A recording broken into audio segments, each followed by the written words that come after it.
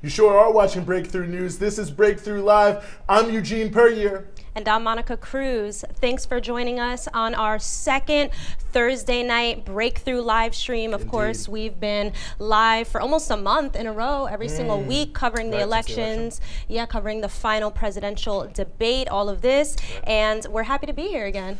Very happy to be here. As always, I'm certainly very happy to be here alongside you, Monica, and we have a fantastic show for everyone here today, but all sorts of stuff coming up for you, including some new wrinkles, but we're going to have a range of great guests. We have Dr. Sharice Burden-Stelly and Jackie Luqman. We have Chris Smalls coming up. We have folks coming out of India, a fantastic organizer, letting us know what is going on there.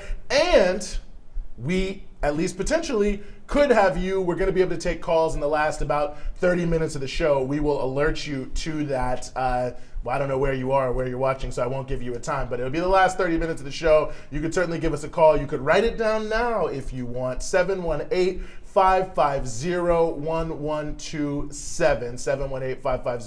718-550-1127. We'll be taking some calls later in the show, but of course we got a range of great guests. So as we always remind you, don't forget to hit that share button and let everyone who is watching you or following you also follow us. I think this is going to be fantastic, as it always is.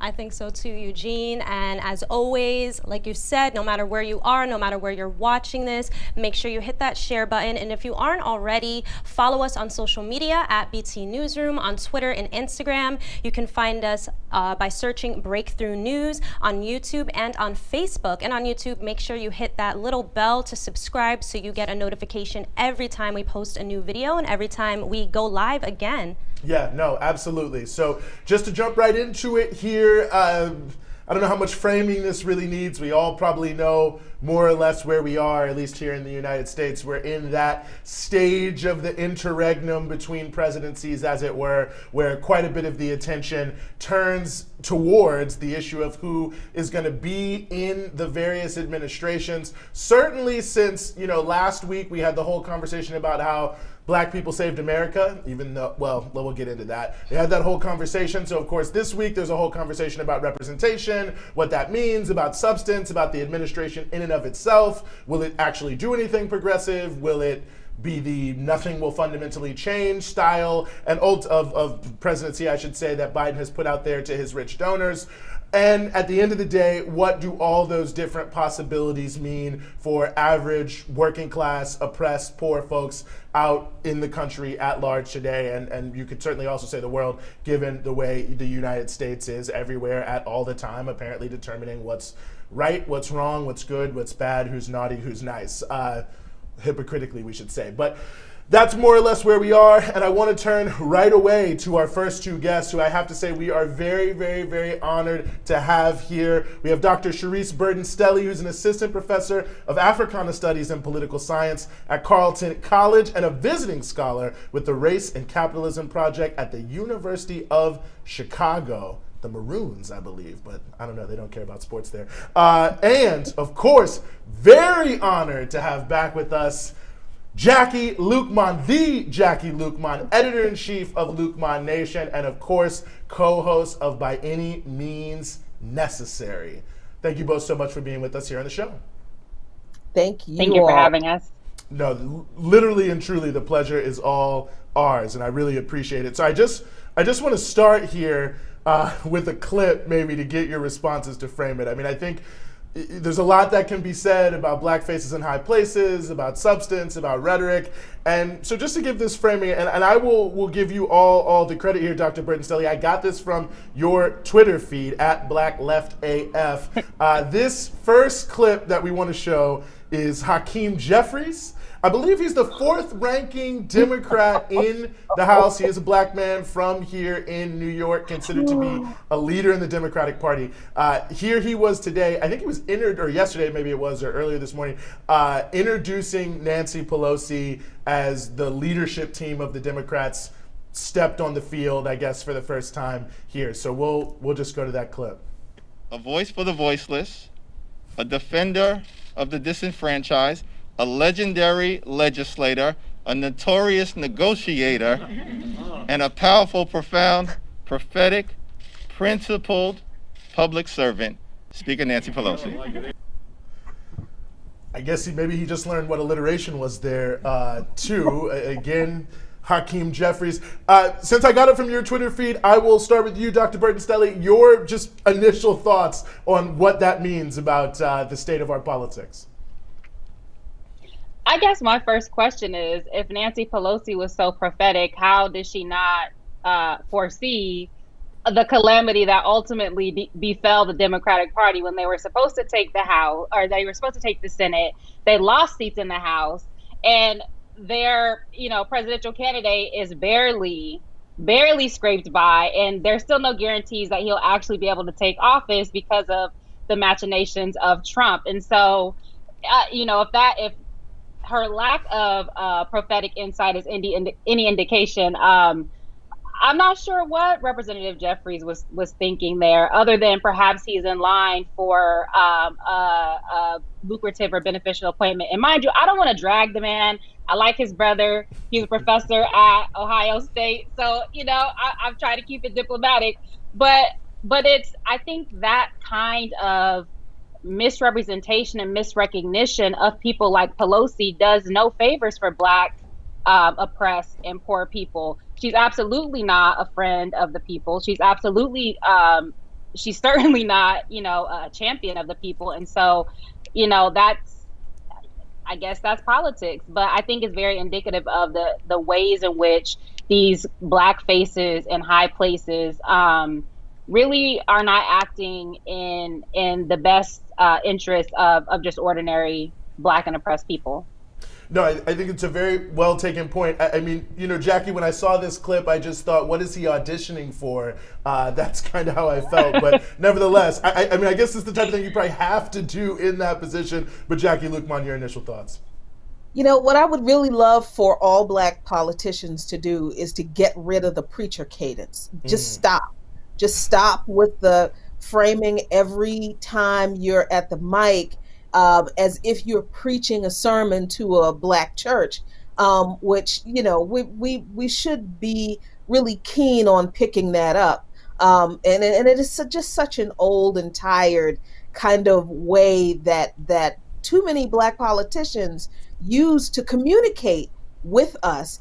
And it's done in place of, it's like they do it because they think we're comfortable with it, right? It's how they connect with us. But you can't connect with us when you're talking about somebody who doesn't connect with us, doesn't care about us, doesn't do anything for us. And you're standing there saying all these things about this person. And people are, Black folks are like, who is he talking about?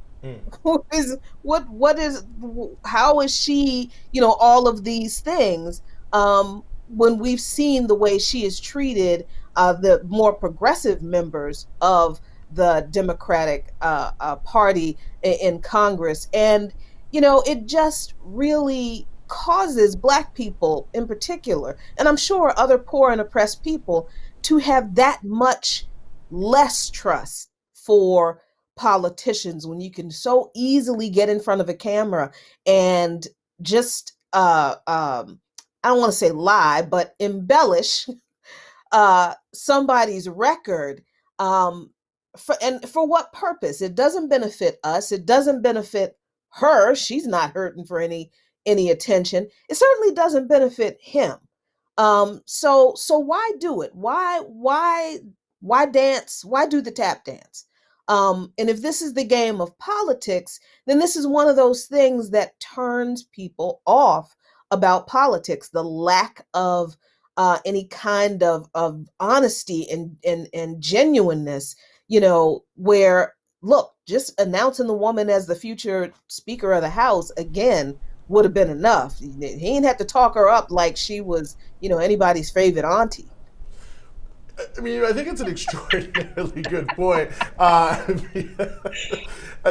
I mean, I'm with you. Let me actually just ask you this quick follow-up, Jackie, because I do, honing in on the first thing you said about the preacher cadence. I mean, I do think that's important because it feels to me that is always a big part of the smoke screen that is thrown out there in terms of you should connect with us.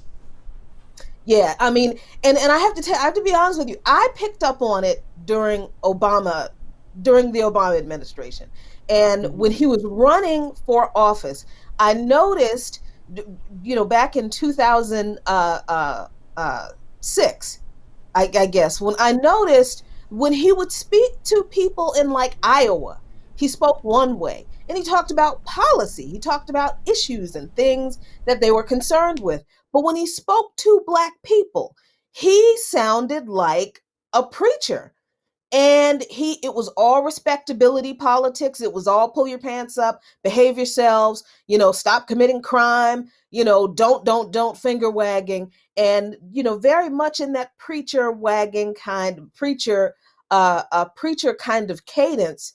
And that was the only level on which Barack Obama connected to Black voters. And I started noticing that other Black politicians do the same thing. Now, I don't know that they started doing it when he did it. I can't tell you, when that started, but it is definitely a pattern among a lot of Black politicians who they feel like that's what they have to do to connect with us. But I also feel like that's what they have to do to show the political establishment that they really don't take us seriously, that's all they have to do to get the Black vote is to stand in front of us and talk in a preacher cadence about just random stuff and not actually address the issues that are affecting the lives of working class, poor, and oppressed Black people. It's a two-way street that leaves us stranded, regardless of who does it. Yeah, I mean, I think that's 100% the case. And I mean, Dr. Berners-Lee, I mean, I'm certainly curious your thoughts on this. I mean, it's Hillary Clinton with the hot sauce, it's the preacher cadence, it's people playing dominoes. And you put it in the context of where we are right now, where they're actually about to go on vacation, Congress, next week, with 1 million people just about filing for unemployment, obviously poverty being just unconscionably high. All of that is disproportionately worse amongst Black working class and poor people. And it just seems, it seems so obvious to me, the difference between rhetoric and reality, but I sometimes think, am I too much in a bubble to really see what's going on here? Yeah, you forgot Kamala Harris and Tim's, by the way. Right. That was apparently that was especially significant. But essentially what, to Jackie's point, essentially what it's saying is that all Black people need is style. We don't need any substance. Like, we don't have any policy issues. There's nothing that we care about.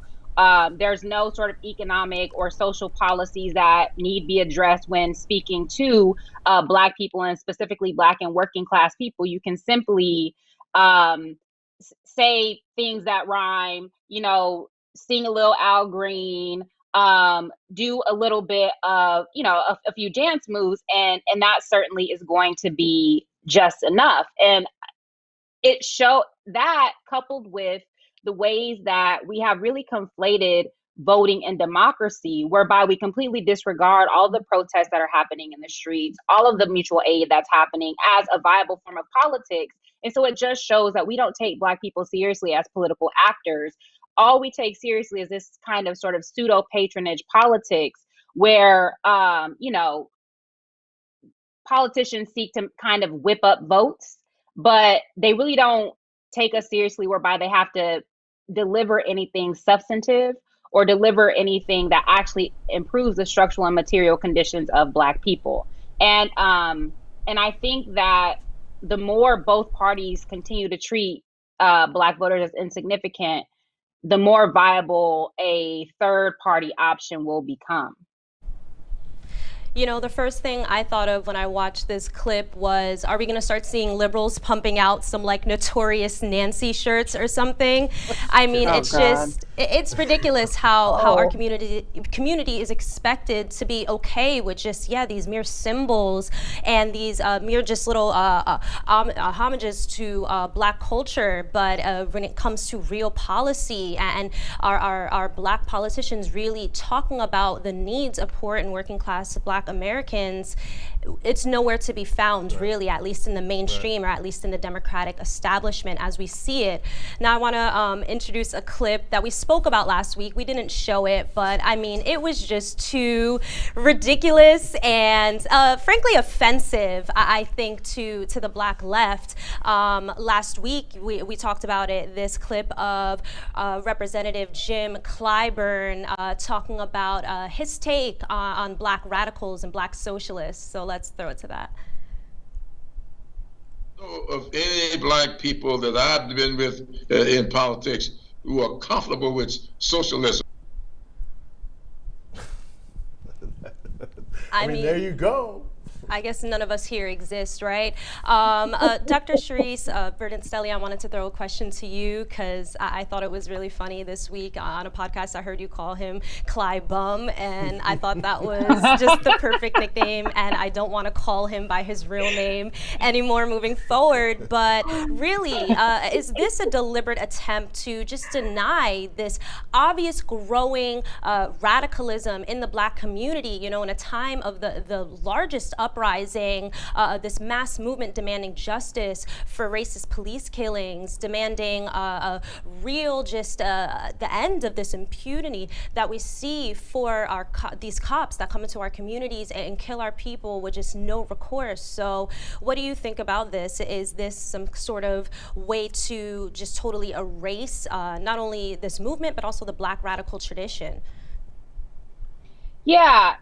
It was astonishing to me that, you know, Black socialists are basically Bigfoot to our friend Cly Bum, right? He's never met one, he's never seen one, and and so it's actually really, really quite absurd and really quite disrespectful to the fact that more and more people are, if not advocating socialism outright, are advocating policies from from healthcare for all to defund the police. These are policies that they're definitely if not directly socialist, they're definitely redistributed. And if we take some of those exit polls seriously, people really are much more open to socialism than perhaps in decades past.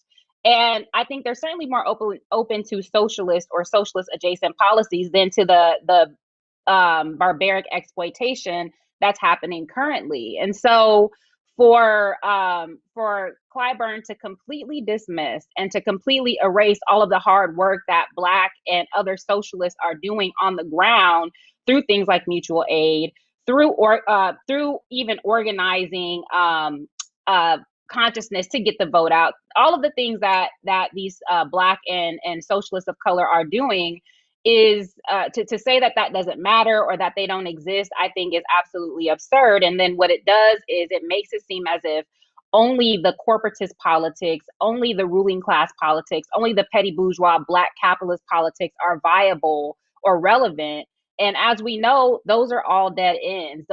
They have not worked for improving the structural and material conditions of Black folks, and they will not work in the future. And so Clyburn, not unlike Jeffries, is obviously angling for some sort of political position in saying those sorts of things, because certainly he can't believe it. He was alive. He's rather old. He was alive during the 60s and 70s, I imagine, right, when Black socialists abounded. So it's complete bad faith.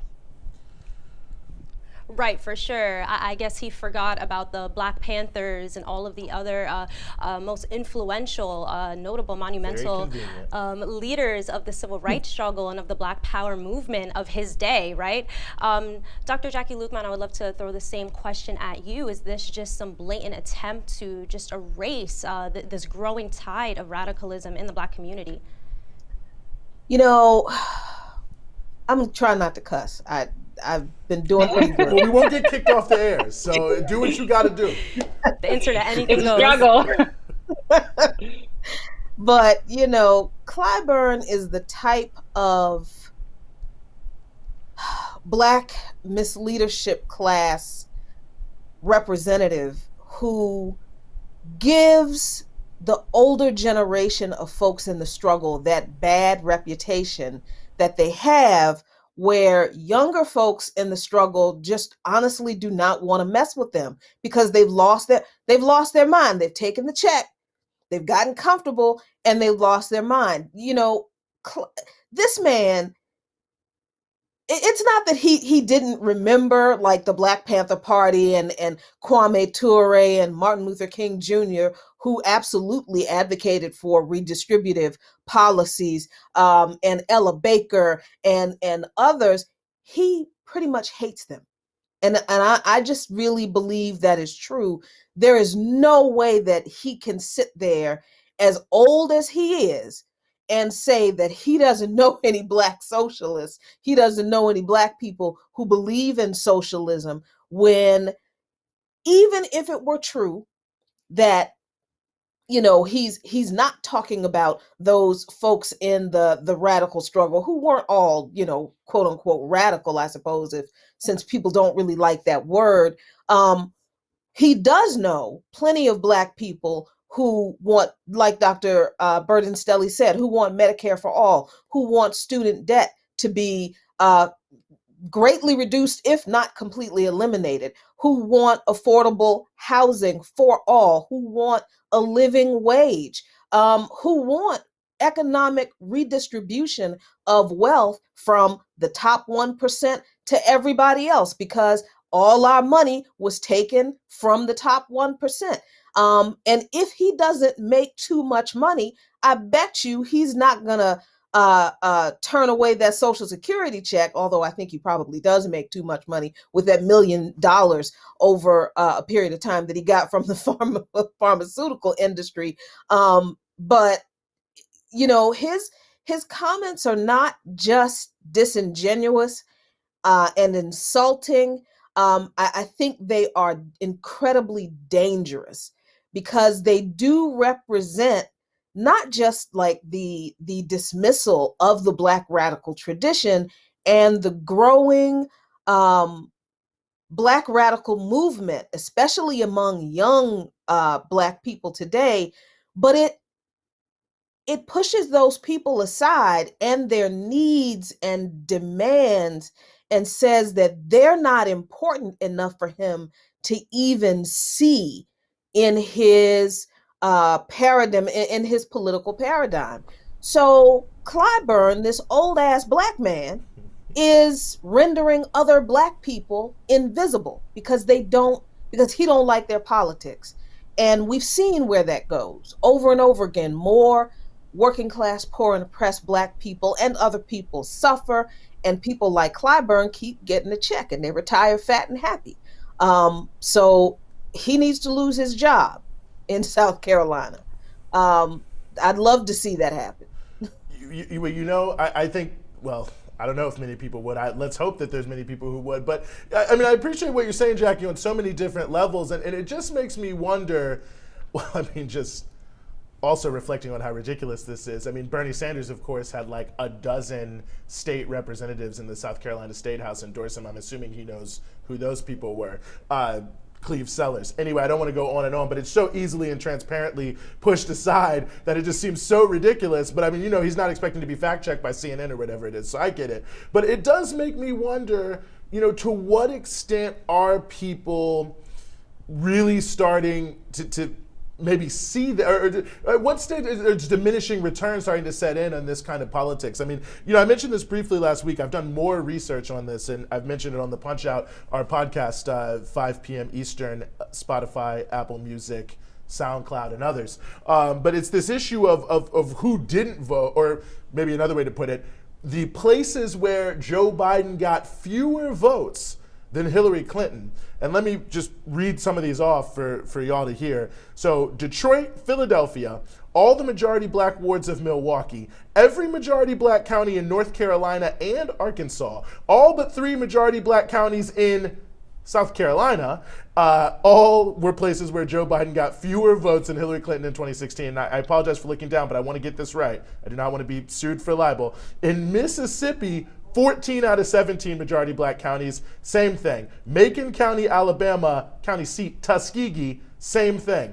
all over Chicago's South Side, the 9th, 15th, 16th, and 17th wards, same thing. That, I mean, I'll turn this to you first, Dr. Burton Sully. I mean, that to me sounds like the heart and soul of Black America. Motown, Philadelphia Soul, Tuskegee Institute, and somehow in all those places, fewer people voted for Joe Biden and Hillary Clinton, and people are like, oh, but Black people love the Democratic Party. Let me just stop there.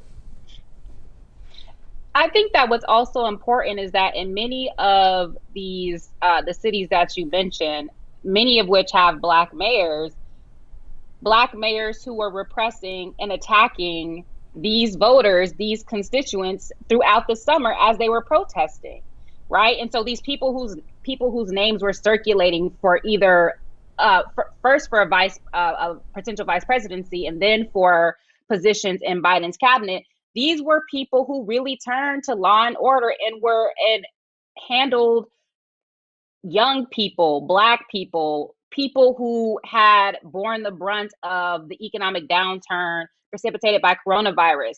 They were being brutalized. And so it makes absolute and complete sense that the popularity of the Democratic Party would absolutely diminish in this election, not least because people see that, you know, the hatred of the working class and poor people, specifically Black working class and poor people, is a bipartisan affair. Moreover, Joe Biden didn't really run a campaign other than, you know, not being Trump. So again, it just shows a sort of a bad faith on his part that we are in economic dire straits. Millions of people are about to be evicted. Millions of people have lost their jobs. That $1,200 has run out months and months and months ago. And yet Joe Biden has the audacity to run a campaign where he offers no viable solutions. And, you know, even as he's planning this transition team, there's very little that has changed from his position.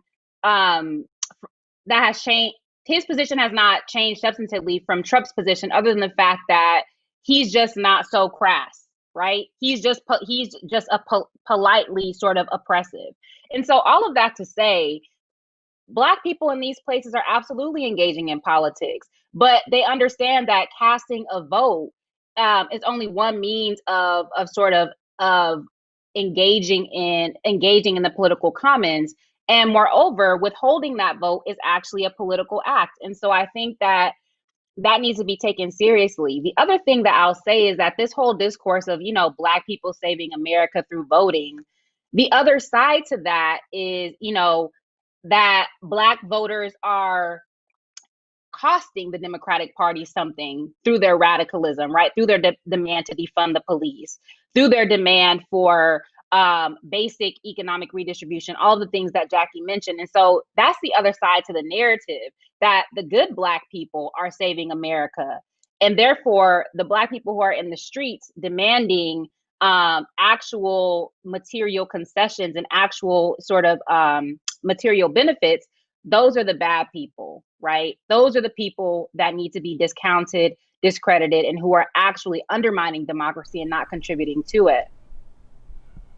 Jackie Luqman, your thoughts? Yeah, I mean, every time I hear people say things like, oh, Black people saved America, I'm like, saved America from what? Itself? I like that makes it that's like that to me, that's like saying a spousal abuse victim has saved her abuser from going to prison for abusing her. That's not like something that you congratulate people on. That's and the crazy thing is, when people say this thing about Black people saving America from itself over and over again, you know, usually when people are like the hero, they get something, right? They get a medal, they get a parade, you know, they get something. We ain't got nothing. We have gotten nothing. We have gotten what we have, which are these really bad people who are just literally Black faces in high places in this capitalist imperialist white supremacist regime, because that's what it is. And they're there to prop up this idea that they are representing the participation of Black people in democracy, but we don't have a democracy. There was no way Black people could save a democracy when millions, more than 30 million Black people, mostly Black people, have been purged from voter rolls since 2013, and the Democrats have done little to anything to get those people reinstated, to get their right to vote reinstated. But at the same time, the same Democratic Party comes along and says, oh, Black people, you have to save us from Donald Trump. Well, who's going to save us from y'all? Seriously, who's going to save Black people who want to vote for the Green Party from the Democratic Party suing to kick the Green Party off the ballot in 2 states?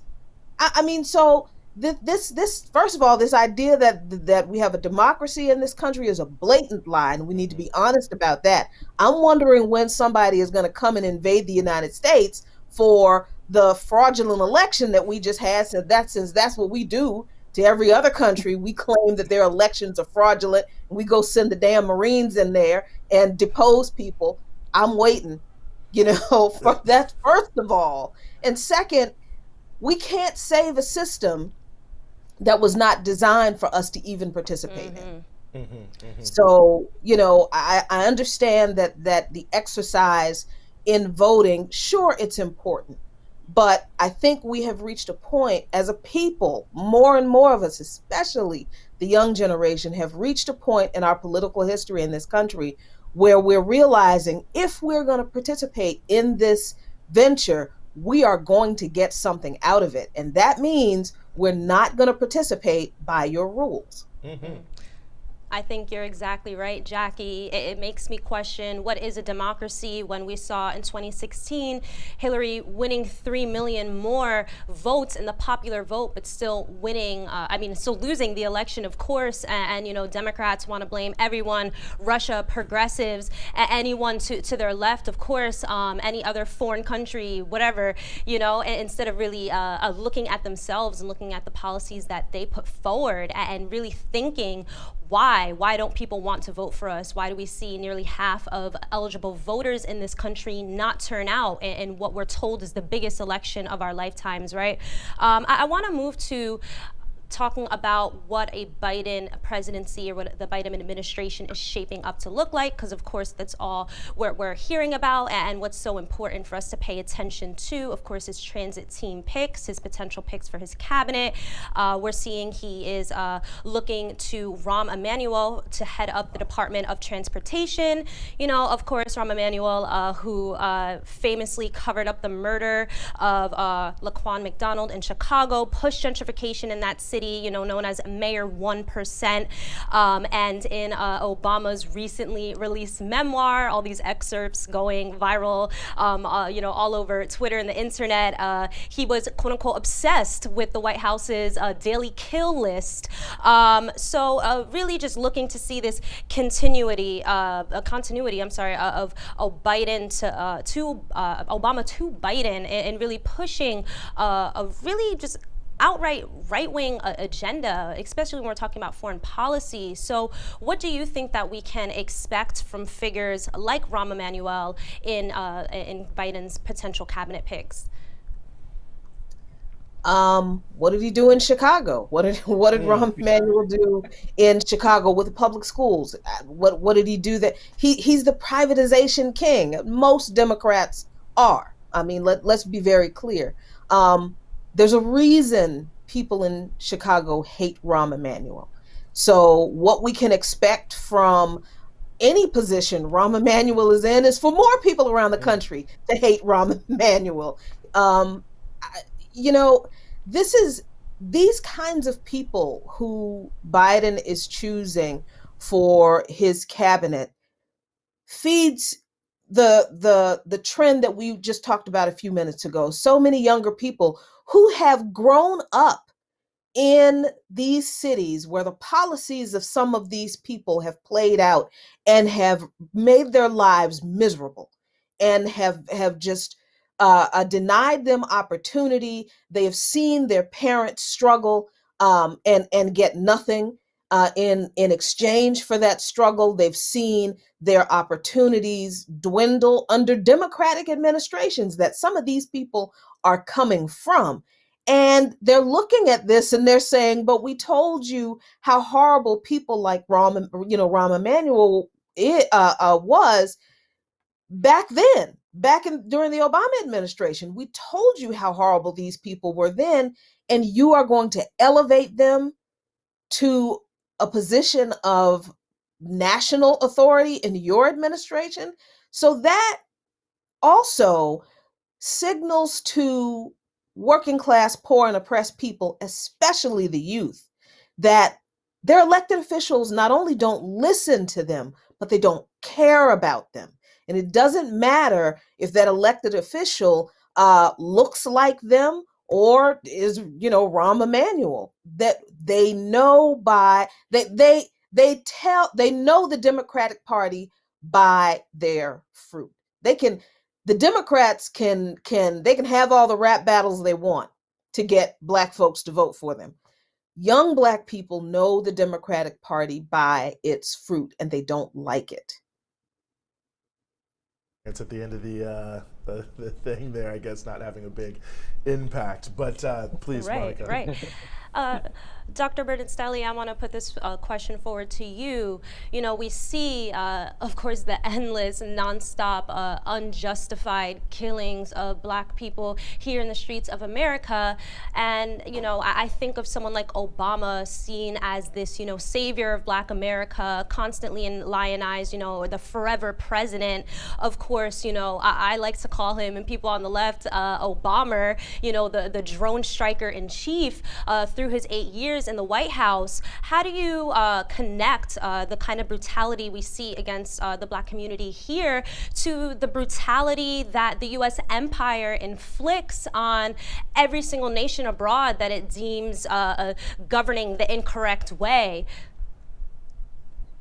Yeah, I think so. U.S. imperialism began in the United States, right? And so I was listening to a Red Nation podcast, and I forget who the guest was, but they spoke about the ways that warmongering and militarism, which is the sort of foundation of U.S. imperialism, is built into the Constitution and was predicated on the annihilation of the indigenous population. And so U.S. imperialism is rooted in the subjection of racialized and indigenous populations here. And of course, that extends outward. As well, U.S. rise to global hegemony was fundamentally predicated on its imperial policies. And so in the 1890s, its internationalization of banking, as people like Peter James Hudson show us, is very much linked to its exploits in the Philippines, in Puerto Rico, in the Dominican Republic, in Haiti, in Central America. And so there is no U.S. capitalism without imperialism. And there is no U.S. imperialism without the brutalization and the mollification of the domestic population. And this is why the U.S. has never had a really strong union movement. That also has to do with its endemic anti-radicalism that sort of took its highest stage or highest form in anti-communism. But the U.S. is fundamentally about sort of ruling class, not only ruling class domination, but ruling class flourishing. And that is based in domination, right? It's based in dominating populations from which you can extract immense amounts of surplus value. And it's also predicated on subjecting developing, quote unquote, developing or quote unquote third world nations where you can likewise extract resources and capture markets. And so there is no U.S. hegemony. There is no U.S. global leadership without imperialism. And that imperialism is fundamentally brutal. The police forces here are simply the occupying forces that are specifically meant to contain racialized populations and to keep them out of places and to keep them in their so-called place. And this is precisely what we see with militarism abroad. And so imperialism, I'm so glad to see imperialism re-entering the sort of the mainstream analysis, not mainstream in terms of mainstream media, but it's re-entering the popular sort of political discourse, to understand the United States, because that imperialism is foundational to this nation. And as the US reaches its imperial asymptote abroad, all of those techniques of domination are going to turn back inward. And as we know, it is racialized people who absorb the brunt of that. No, absolutely. And if you're just tuning in, that was Dr. Sharice Burton-Stelly. We're also joined here by Jackie Luqman on Breakthrough Live. So if you just tuned in, or if for whatever reason you didn't do this earlier, please hit that share button. Share with whoever is following you all the great things that our guests are saying. Maybe we're saying great things too, but nevertheless, they are definitely saying great things. So please share right now, YouTube, Twitter, wherever you may be, Instagram, so everyone can get a chance to get some of this knowledge. And I want to ask you a follow-up question, Dr. Burton-Stelly, to that, because it's something that I think is extraordinarily interesting to me, well, it is interesting, but maybe trying to connect two pieces of the conversation. It seems to me that there is a connection between the ascension of let's say the Hakeem Jeffries of the world and others into the highest heights, Barack Obama, of course, of the Democratic Party, of the institutional situation, and the decline in at least some anti-war consciousness, certainly within the mainstream politics, because that was for so long the provenance of, say, the CBC, the so-called conscience of the Congress. Think about Ron Dellums being against the B-2 bomber and on and on. I mean, it really does seem that, maybe I'm reaching here, maybe that's what I'm asking you to address or fact check me, but it does seem like there is something of a, you start to lose one and you start to lose the other kind of reality there. Yeah, I mean, I think that they're actually mutually constitutive. I think that as you crush the anti-war movement, you begin to promote or to position particular racialized folks who can then step in and be the spokespeople of, they can be the spokespersons for Black people, or they can be the ones to articulate what the Black agenda is. And then likewise, as you move more of these, Black elites or Black petty bourgeois politicians into positions of power, then you likewise can legitimate crushing popular movements like the anti-war movement. And so I think that these things are absolutely related. And we need to keep in mind the American of African American. Many of these Black folks who are in Congress and who are in positions like state positions of power very much believe in the U.S. imperial project, and they're absolutely capitalist, like to the bone and to the core. If we see anything from Joe Biden's cabinet, we see the ways in which he's prioritizing corporate Negroes who basically the only thing diverse about them is their skin color. They have the exact same politics. They have the exact same goals. They're hawkish. They are, they're proponents of financial capitalism. They're very, very hostile to popular movements, not least the anti-war movement. And so I see, the decline of the anti-war movement on the one hand, and the sort of reinscription of Black faces in high places, as we've been talking about it. I think that these things need to be understood together, absolutely. Yeah, Jackie, I think on that point, and certainly some people who know Jackie Luqman also know you through your work for the Black Alliance for Peace. I mean, it also does feel that, and you tell me if I'm wrong, that there is also, when we talk about this sort of issue of radicalism, when we've talked about it, and I think Dr. Burton-Stelly put it correctly, imperialism sort of coming back into the framework, it does feel that that is a piece of this radicalization that we've seen that's also been kind of maybe laid low a little bit. I mean, we hear a lot about, young people are for Medicare for all, but maybe less about the fact that many more people are for Palestine.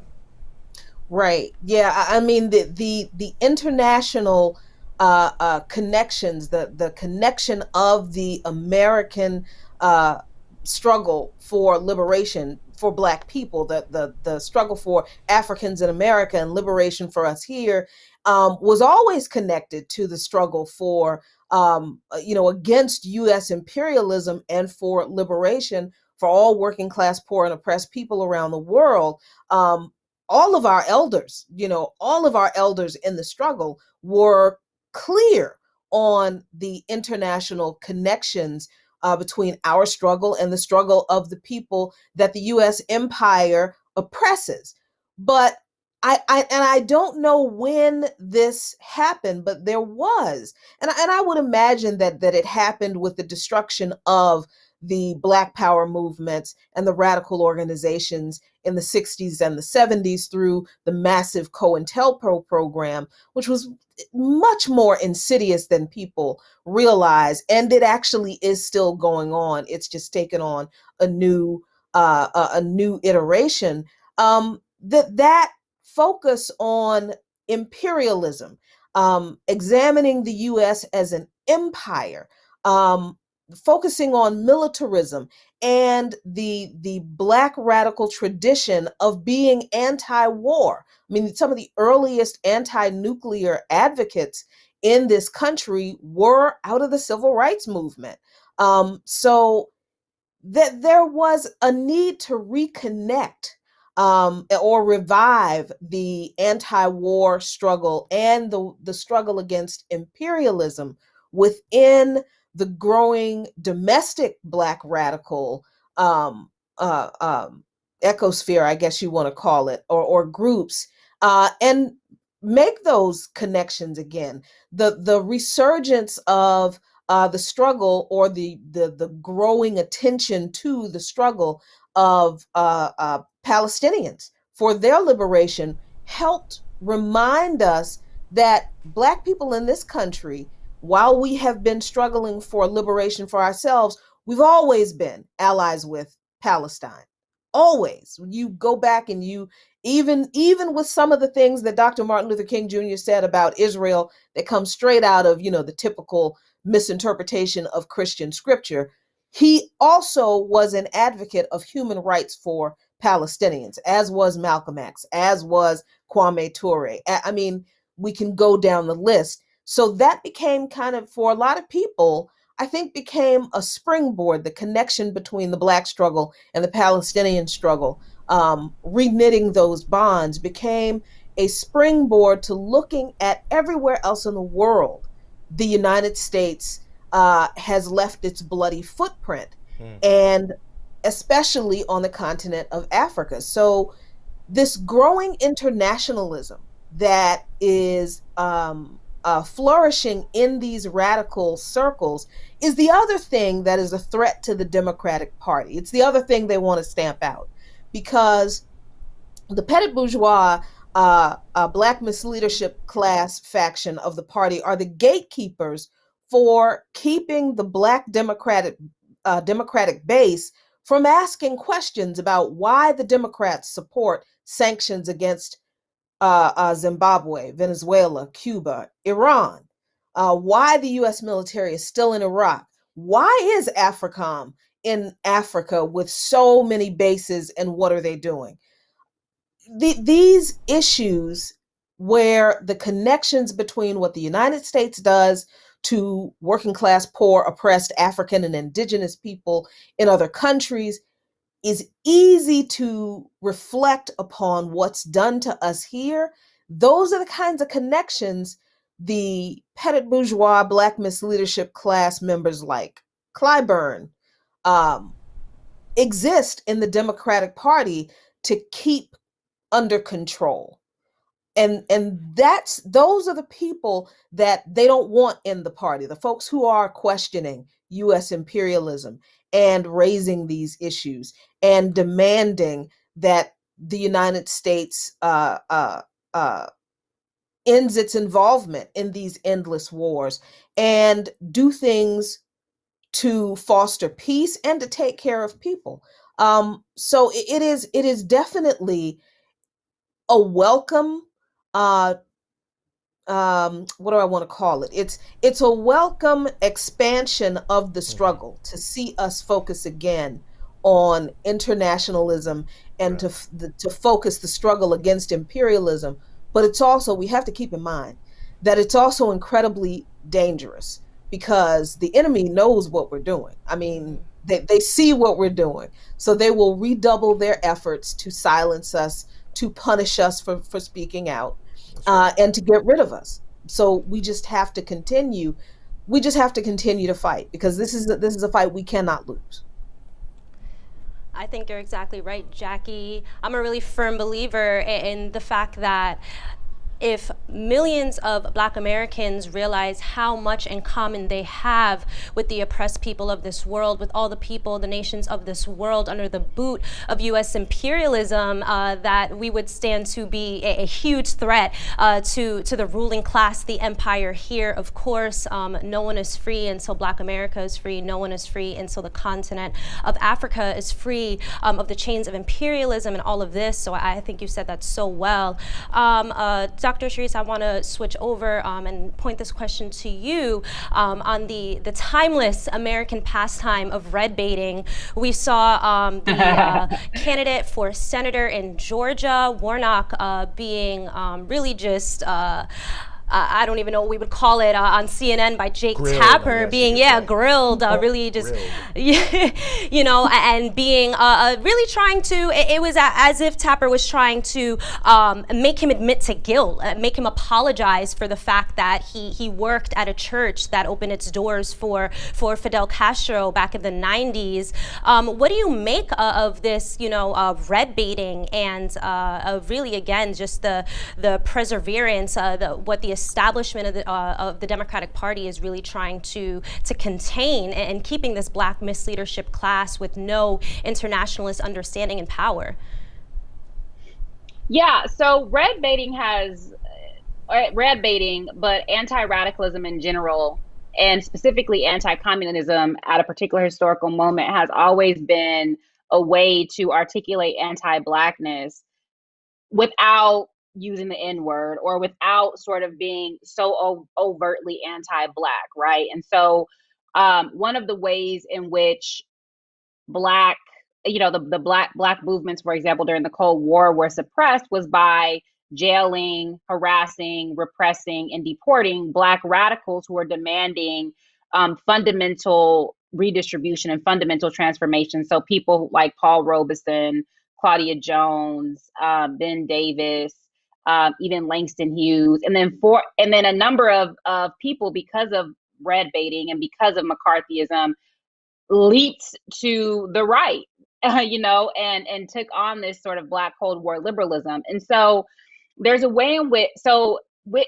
the case of Warnock, it's interesting because Marco Rubio said, you know, something along the lines of, he didn't know if he was a sympathizer of Castro or not, but that Warnock was essentially, he wouldn't condemn Castro, or he wouldn't apologize for ostensibly being in this church where Castro was, because he's trying to get these Marxist and socialist votes that he needs to win this Georgia election. So basically, Warnock becomes a proxy for disciplining and discrediting broader leftist and radical votes, right? So it's not only that ostensibly Warnock is this, you know, subversive, but it's also that then he is attracting subversives to vote for him. And so red baiting becomes this dragnet of disciplining all sorts of radical and progressive sort of assertions. So things like internationalism, anti-imperialism, anti-colonialism, peace activism. Red baiting is a way to reassert white supremacy and assert the dominance of capital through this sort of specter of, you know, communist infiltration or socialist infiltration, and which is always tinged with racism, right? Because if it is that we believe racialization and anti-Blackness and capitalist exploitation are mutually constitutive, then it holds that economic redistribution not only challenges capitalist exploitation, but it also challenges racial hierarchy. And so Black people and racialized people then stand to gain the most from any sort of redistributive policy, any sort of socialist adjacent policy. And the last thing that white folks, the ruling class white folks, and those who, you know, take on ruling class ideology, the last thing they want to do is redistribute property to folks who once were their property and to many who would like them to return to being their property. And so, to make a short story long, as I always do, the red baiting of Warnock, I think, is part of a long, long history of disciplining not even just Black radicals, because I would not, by any stretch of the imagination, call Warnock a radical, but of disciplining any progressive movement that portends any challenge to the ruling class. And it's very, very effective. We also saw it with the Antifa discourse throughout the summer and the outside agitator discourse. And so, red baiting it's old, it's played out, but it's a dusty trick that that the ruling class continues to drag out over and over in an attempt to shore up its power. No, I think that's a very good point. It's tried and true. And you can't run away from it either. Andrew Gillum, I remember when he was running for governor there in Florida, was competing for, with Juan Guaido, with his level of anti-Maduro sentiment there, and it didn't help him at all. So notable that it's not even really all that effective, but I think very important to know all of this. There's so much that could be said. There's so much that needs to be said here. Unfortunately, our great guests, I'm going to have to let you go. You've suffered us long enough, but it's been fantastic to have you here on so many different levels. I'll just note, you can listen to Jackie Luqman every single day on By Any Means Necessary. I could be wrong here, Jackie, but I think 2 to 4, and you're live on the air in Washington and Kansas City, in addition to being on the internet. And Dr. Sharice Burton-Selley, who you can certainly see, one of my favorite people to follow on Twitter, @BlackLeftAF. But I know you also just announced a fantastic new book with Dr. Jody Dean that'll be coming out, I think, in 2022. Well, I don't know, say a little something about it before you go. Very exciting book. Yeah, so it's an anthology of Black communist and communist adjacent women's writing, primarily between 1919 and about 1957, because they were with it. They were challenging war. They were challenging exploitation, oppression. They were advocating for women's rights, workers' rights, everything. But we know nothing about them because of intellectual McCarthyism. And so we're trying to bring their ideas, their thoughts, and their activism into into the sort of popular discourse, as well as into the intellectual imaginary. So look out for it. Verso 2022. Absolutely. We will pre-order. Dr. Sharice Burton-Selley, thank you so much. Jackie Luqman, thank you so much, both of you, for joining us here on Breakthrough Live. Thank you. Thank you. Appreciate it. Of course, the pleasure is all ours. And I'll note here, in the last 30 minutes of the show today, we will be taking your calls. We've got great guests. We've also got you, 718-550-1127. Do not call now.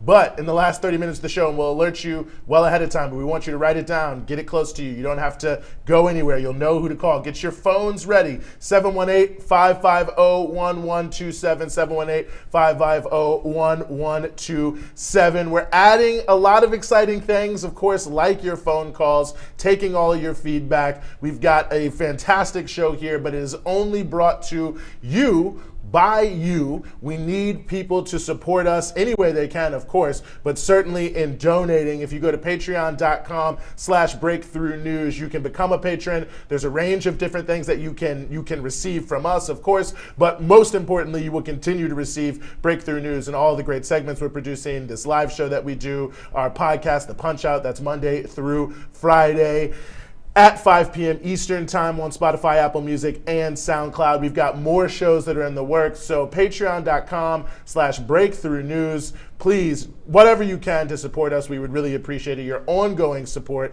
is deeply appreciated. And to all the patrons who are watching now, thank you, thank you, thank you. We really appreciate it. You brought us to this point and will take us even further, along with everyone who goes to patreon.com/breakthrough news and becomes a patron tonight. And again, last 30 minutes of the show, 718-550-1127. Now we are very, very happy to be joined here by Chris Smalls. Many of you undoubtedly know Chris from his work as a dynamic labor organizer, infamously, I guess you could say, fired by Amazon for activity to improve people's working conditions. So, I won't say too much more about it. I don't want to editorialize, but obviously we are very honored to be here with you. Chris Smalls, thanks for joining us. Thank you for having me. Appreciate it. The pleasure is all ours, Chris. Thank you so much. And of course, you're the founder of the Congress of Essential Workers. Now, I just want to get right into it with the latest news, that is your lawsuit against Amazon in the state of New York for its mistreatment of workers, particularly Black and Latino workers, who you say in your lawsuit were mistreated by management. You had white managers receiving the proper PPE, while Black and Latino workers on the front lines and Amazon warehouses like you worked at, like you visited all across the country, being denied this protective equipment so necessary to saving their lives. Can you talk a little bit about this lawsuit and really what your experience and what pushed you to put it forward? Yeah, absolutely. As you stated, this virus, COVID-19, is killing the Black and brown community at a higher rate than it is compared to the white community. And being a supervisor there at Amazon for almost 4.5 years, these people that I work with every day, I treated them like my extended family, working 40, 50, 60 hours a week with them.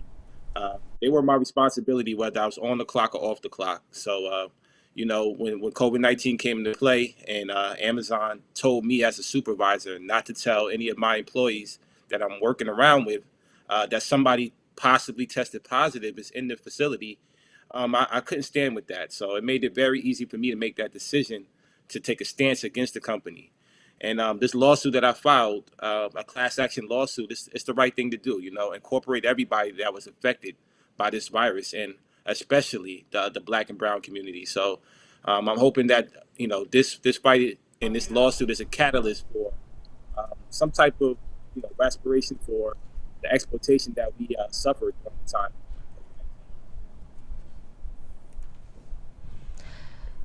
Yeah, Chris, I think you speak to so many issues that we've been covering here on Breakthrough, of course, since the start of the pandemic.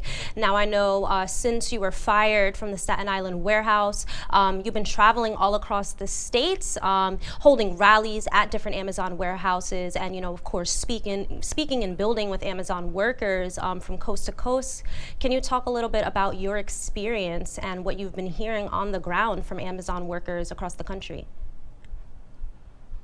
Well, I could tell you this, 7 months later, I'm still out here fighting. As you mentioned, I'm gearing up to go to Seattle next week to Amazon's World Campus, the corporate side. So, the stories I receive every day on a daily basis, this different horrific experience that these workers are still going through. Workers are still contracting the virus.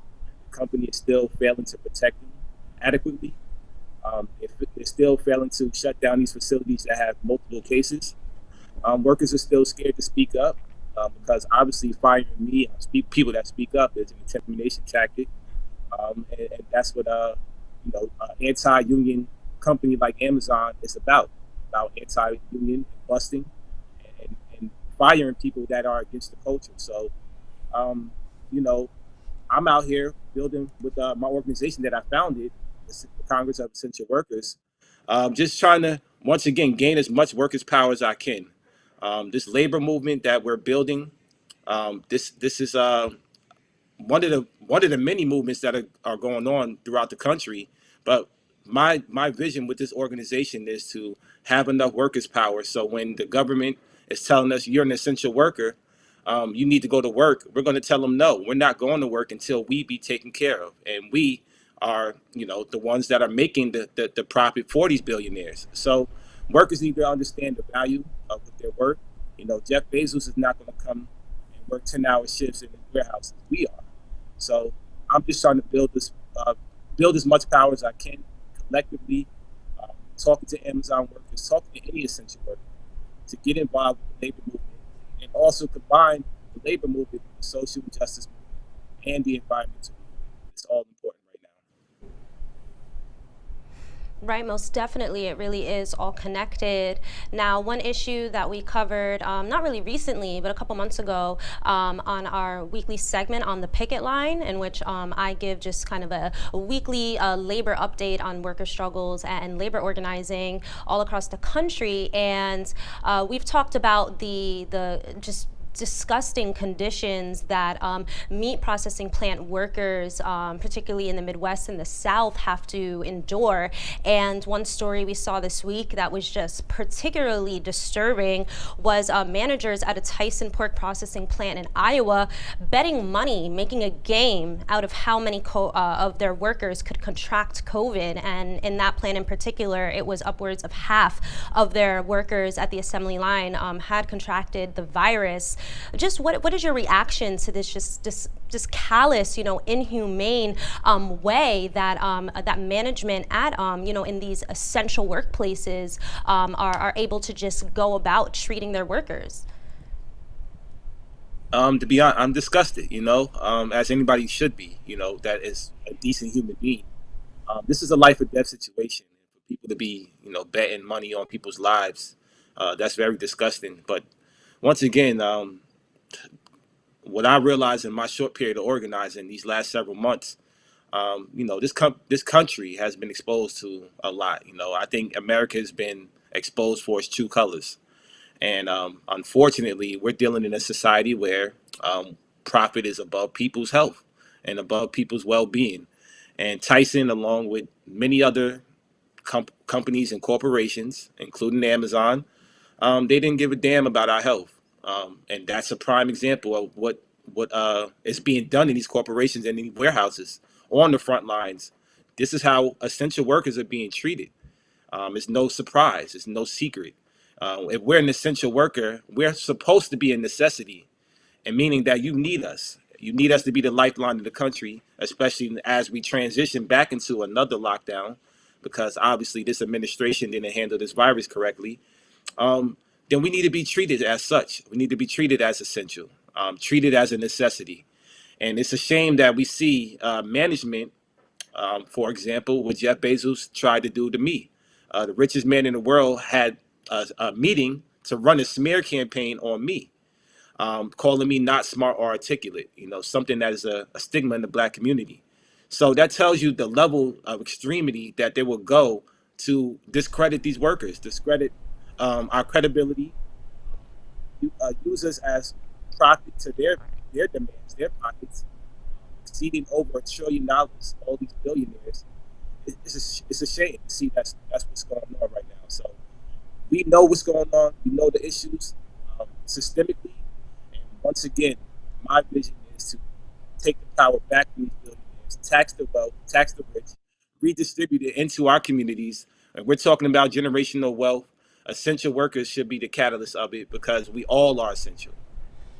No, I think that's such an extraordinary point. And I mean, it really does. I mean, in some ways, this has maybe perhaps always been clear if you wanted to look. But I'm wondering if in what you've seen and the organizing you've done with the Congress of Essential Workers so far, Chris, if, one element of this is that because of the pandemic, so many more people see who they have to rely on in basically a life or death situation. I mean, has that consciousness perhaps improved the organizing environment at all? Yes, it has. I see the support that I've gained when I was terminated, and catapulted into the spotlight. I see the support from all over the world, not just here in the States. So it's a very uplifting time for me to realize that even without a job, there's still people that support the movement, and there's still people that want to see better change, especially the youth, the younger generation out here. That's who I look for motivation. I look towards the youth because I'm doing this for them. I may be a bridge for, Generation X to Generation Z, but that's fine. I know my duty is to fight so that my children can grow up in a better society for me. And I believe that the country, they want to heal. They want to get past this last administration. They want to bring America back to, well, not back to a place where we can consider ourselves the greatest country in the world, because right now we can't. I don't think we ever could, because once again, the system was never built for us, and COVID-19 exposed that, exposed America's true colors, and exposed that we still need work. There's still work to do out here. So once again, I'm looking at the younger generation. I'm leaning towards them. I'm involving them. I'm trying to make sure that whatever I'm fighting for represents them. And once again, this fight that I'm doing is collective, a collective movement going up against Goliath. We all have to be there. I think there's no doubt about that. Now, on this issue of organizing workers, and particularly in a time, of Trump, or the end of the Trump era, there's been so much talk, and I guess scare. People are afraid. What are we looking at? The potential of a race war or something. And what I think, looking on the ground and looking at the experiences of all workers, it looks really like, and in this time of let me wind it back, in this time of this just historic incredible gap in wealth between the highest earners in our society and the lowest earners. To me, it seems like it really should be a question of whether or not a class war is about to pop off. And one study that I saw this week in the American Journal of Political Science was that white workers who belong to unions harbor less racial resentment than workers who aren't union members. Can you speak to this issue of addressing the racism, but also building a unified movement, a unified labor movement, and a unified movement for all essential workers? Yes, absolutely. I dealt with it firsthand. Being an essential worker at Amazon. Once again, I was promoted once. My first 7 months got promoted up from entry level to a supervisor position, still hourly associate, but it wasn't a salaried manager. I watched over the course of my 4 years as a supervisor, me as a Black African American working for the largest retailer in the world with 1 million plus workforce, only 8% out of the 1 million plus workforce, only 8% is Black and brown is management. That told me right there that as you climb up the chain, it's predominantly white. I applied for a salary manager 49 times, and I was denied 49 times. When I watched my white counterparts with less experience, less tenure with the company, we're talking about 6 months, get promoted right over me. And I seen that over and over and over again. And that woke me up. This was pre-COVID. That woke me up to what I was really dealing with systemically when it came to Amazon. And I'm pretty sure this goes on with most of the companies and corporations, Fortune 500 companies all over the nation. Systemically, we don't get the same equal opportunity, even though these companies claim that it's equal employment opportunities, but it's not. It's disproportionate. Immigrants that work for the company, they can't speak up because they're afraid to be deported. Black and brown workers can't speak up because they will be targeted. And if we're not in the union, we're not protected. That's what happened. Amazon utilized, firing me for whatever reason they can say, just because they have the power to do so. And they replace me the next day. That's just how it is. The high turnover. And we think that them hiring in the middle of a pandemic is a good thing, but that's just the way the media spins it. That's not the reality of the situation. They are just replacements for the workers that couldn't survive during the pandemic, whether they were staying home, getting no money to protect themselves, or whether they just quit because they couldn't deal with it mentally. People contracting this virus, getting sick, and people have even died in the same facility that I started advocating in. So that just tells you what we're dealing with, and tells you that the uphill battle that we're facing, that we need to fight. Chris, I really appreciate that. Before we let you go, I think there's probably a lot of workers that are maybe hearing you, seeing you right now, wondering how they can learn more about the Congress of Essential Workers and the organizing you're doing. Sure, absolutely.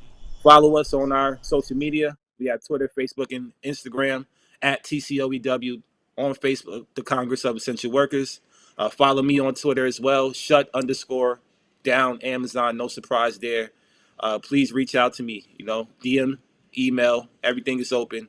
We'd love to connect. TCOEW.org as well.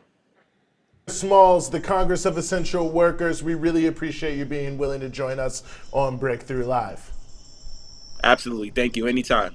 Stay safe. No, Solidarity. Of course. Yeah, no, absolutely. Solidarity and solidarity forever. Very happy to have you. Very happy to have all our guests, of course, that we've had here this evening. And at the last 30-ish minutes or so, we're going to be able to take people's calls.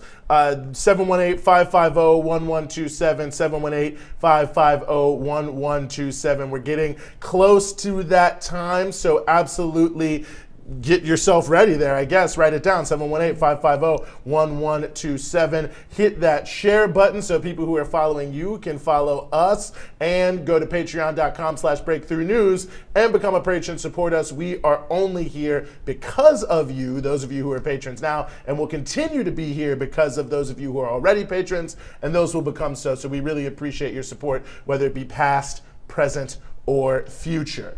Now, we are going to move forward here with the show. We want to shift the framing a little bit here and bring you a look into some of the important struggles in India, some of the crossovers here with struggles that we're waging in the United States. We are very happy to be joined as we continue the show here by Nitish Narayan, who, among other things, is the editor, I should say, of the, works with the researcher with the Tricontinental Institute for Social Research. He's also a Central Secretariat member of the Students' Federation of India, which is the largest left-wing student organization in India. Nitish, thank you so much for being with us.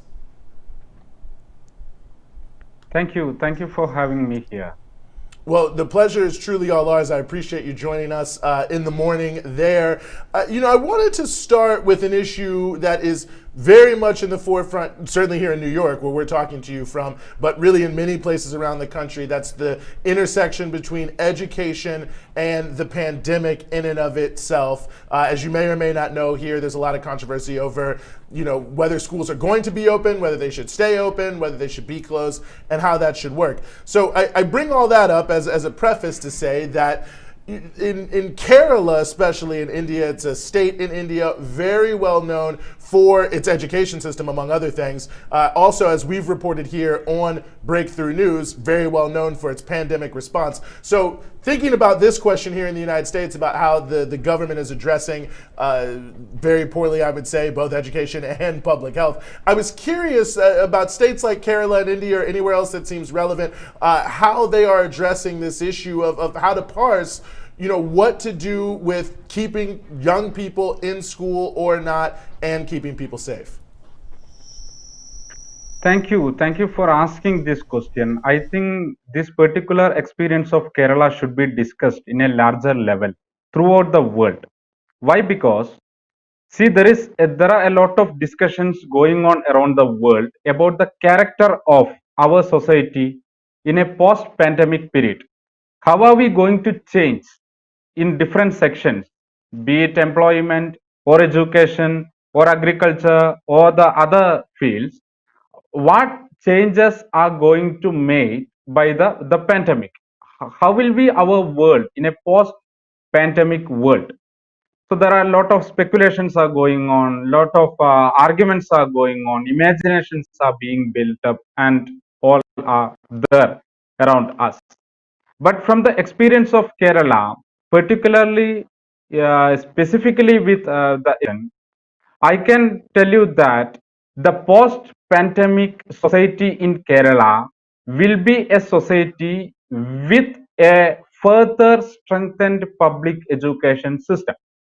So we have seen the pandemic has hit the students like any other section or more than any other section. First of all, they have lost their classrooms. They are forced to sit at homes and do whatever the so-called study from home is suggested to them. It itself is exclusionary that socially and economically backward students cannot enjoy the facility of this online education because of a lot of problems they are facing around them. Not only that, also the students who are coming from socially and economically backward sections, their parents who have lost their jobs during the lockdown and as a result of the pandemic, they are facing multiple challenges before them. So it is when this is happening on the one side, there is a further possibility of a higher commercialization of education opened up by the pandemic and this online way of education. There is a huge private investment in education aiming at exploiting the possibility in the online education world. But you see what is happening in Kerala. In Kerala, while this is happening, the schools are locked down and students are forced to sit at their homes. When the classroom education, the formal education is not taking place, Kerala was not letting the private investment to take over the educational sector. Instead, it ensured that the schools will be made high-tech and digitalized, and the public schools will be in a better position than it was before. Now what happens is, it is sure that after pandemic, once the students are able to get back to their schools, they'll be returning to a classroom which is much better, which has much better infrastructure and the facilities in the schools. Second thing, the statement made by the Chief Minister of Kerala was, at the time of online education, at the time of this digital education, was the digital education is neither a formal education nor a parallel to the existing mode of education. It's a temporary arrangement, but we will ensure the students will be returned to a much better school atmosphere, high-tech classrooms with free education, free uniforms, free textbooks, and better midday meal scheme. So it is sure, in short, a post-pandemic education in Kerala will be a further strengthened public education system. Because of that, there is a higher enrollment in the public education from the public schools, from the private schools. Means students are taking leave, parents are getting students from their private schools and admitting them to the public schools, means the government schools. This confidence is what the net result of the efforts of Kerala government in the public education system, even during a pandemic. Absolutely. Yeah, I mean, I just can't help to think when you're talking about enrollment going up in a time of a pandemic. I mean, just what a stark contrast to what we're seeing here in New York City, actually, where we're here right now at the Breakthrough Studio, a dramatic drop in school enrollment in this time of a pandemic, where, of course, New York City has completely flubbed its pandemic response. But hitting on this question on the response to the pandemic in India, can you speak as to what that response has been from the Student Federation of India? See, it's been almost an year, means around 9 months since the lockdown started in India. And as I said earlier, the students have been one of the worst hit sections because of this. Not only that they are not able to get back to their schools and classroom, but also because of the increased dangerous the income inequality existing in India, the large sections who belongs to the toiling masses, the socially and economically deprived sections. So because of their family losing jobs, employment, income, and their livelihood, definitely automatically the students in their homes also suffered a lot. We demanded from Students Federation of India to the government that the students should be given scholarship during this particular period, because they are facing a lot of challenges, and the online mode of education should not be formalized, because India is the country which is having the worst level of digital divide in the world. A large section of Indians are not in a position to reach out to internet. They do not neither have laptops nor the smartphones or the capacity to charge the internet, the net, in their either phone or laptops. This will cause a huge gap in the delivery of education in the country, and it will become exclusively a privilege for the elite sections in the country. We demanded them that every student, each and every student should be given scholarship. Online education should not be formalized in the country, and there should be government help centers and government facilities to ensure there will be some temporary arrangements for the students to continue their education, and there should be a complete fee waiver. Fee should not be taken from the collected from the students during this particular period, and hostel accommodation should be provided freely for the students who are staying in the hostels. And with all these things, the period should be extended for the researchers, for the final year students, and there should be a more secure way to conduct the education sector. But unfortunately, nothing has happened. We have waged different all India campaigns and struggles, but the reality is, like the workers, peasants, and the deprived sections suffered a lot, the students are also at the end of receiving the worst kind of treatment by the central regime in India. Yeah, no, well, I appreciate that so much, Nitish. I mean, I think that it's fantastic to hear that the struggle is going on, and I just wonder, well, how you're situating what's happening there now. I mean, of course, there is Prime Minister Modi, and as you have laid out very well here, I think vis-a-vis the issue of COVID-19, at best, a very wanting response from the Indian government there, at worst, much worse than that. We've seen some of us, I think a lot of people don't know the Indian context here. I think some of us who have seen some gains for the left in Bihar. I know there's other regional elections that are coming up. I mean, what is the prospects for struggle against the Modi government? Or they seem to be getting weaker as a result of their poor response? Right. Well, the Bihar election happened a few years back, and the result came. Yeah, definitely the left has gained a better result in the elections, which have won 16 out of 29 seats it contested in the Mahagathbandhan, the Grand Alliance formed against the BJP and the NTA ally in the election. The more than the seats won by the left front, the left parties, the communist parties in the alliance, I see the presence of the communist party in that, the left parties in that alliance in a different way.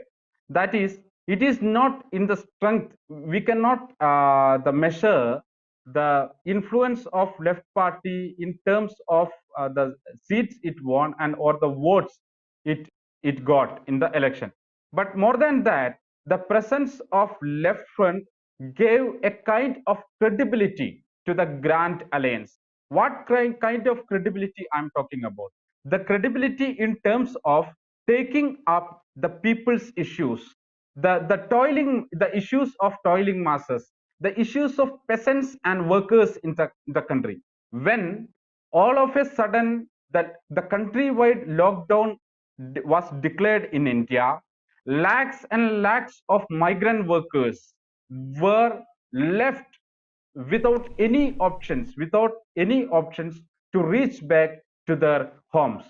When there was different laws being passed by the Indian Parliament even during the pandemic, without taking the Parliament into consideration or even being discussed inside the Parliament, the laws which are against the laborers, the laws which are against the peasants, the laws which increase the work time of the laborers, or the laws which provide the corporates to take over the entire peasantry in the country, and all this. When these things are happening, it was the left parties in India which were in the forefront of fighting these anti-people policies and demanding the central government to provide enough social security, financial security, and job security to the people of the country. These struggles, this presence of left parties in being in forefront of the struggles for the people, for the downtrodden, actually gave a credibility for the Grand Alliance, so that they could make the people's issue as the central talking point of the election. It is important to hijack, to defeat the crude attempt of BJP government to divert the people's issue to the communal issues. You can do that only by putting the issues of toiling masses in front, the peasants, workers, students, unemployed youth, and the toiling masses in the country, and their livelihood issues should come forward. That is why the presence of left being an important to put forward, to offer an alternative political vision to the autocratic, fascistic central government led by BJP currently in India. That is why this Bihar election and the presence of left became a significant one in this context. No, absolutely. Well, I absolutely appreciate that, and I think that this context is crucially important. I appreciate you being willing to join us here on Breakthrough Live tonight here, the morning there. So once again, thank you so much, Nitish. I appreciate it. Central Secretariat member of the Student Federation of India. Thank you again for joining us. Thank you. Thank you. All right, well, we have reached that moment. I mean, I'll just say before we fully get to the moment here that obviously you can, as we've been saying, go to patreon.com/breakthroughnews and become a patron, as it were. You also, if you want to right now, can start calling in 718-550-1127. At 718-550-1127 if you want to call in and talk to us. And of course, you can also, we're still here, hit that share button so you can share whatever you're going to say or whatever you want to say with your friends and family, and they can follow you as you call in. So again, 718-550-1150. Operators are standing by, as they say, so certainly we are standing by here. We're standing by for many different things, Monica, but I will say, as we wait for people to call, I mean, I think in many ways one of the most maybe underrated factors in terms of movements here in the United States is not only the history. Oh, well, before I say anything here now, someone just sent me a question from YouTube. So shout out to everybody watching on YouTube, by the way. Here's the question. Don't know exactly who did it, but thank you. How do we keep radical movements from being co-opted by liberalism, such as how abolish the police and defund the police is being watered down into tiny reforms?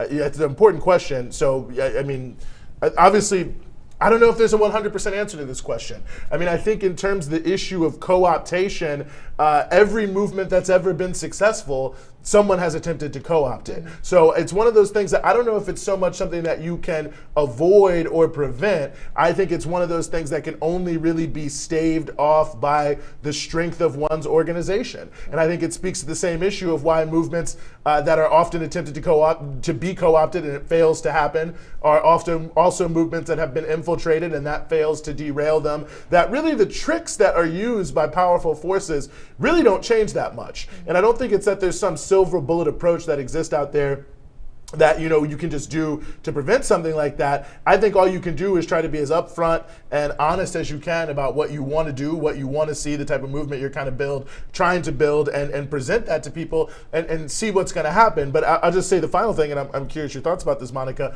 I'll just say the final thing about it to a degree is, in a way, it's a mark of success. I mean, obviously that many of the small reforms and things like that are just not really doing anything at all or doing something very irrelevant to the overall issue can be disheartening or dispiriting in some ways, but I think it's also really a mark of success, because no one is ever trying to co-opt anything that isn't successful, that isn't popular, that doesn't have the ability to grow. You only try to co-opt something when the energy that is coming behind it is obviously palpable and either needs to be derailed or captured for a different purpose. For sure. I think a perfect example of that we see in history is the Black Panther Party and their free breakfast program, you know, of course, being co-opted by so many major cities across the country, you know, establishing their own free breakfast programs as, you know, CONTELPRO was raining hell on the Black Power movement, jailing and killing our leaders in cold blood, right?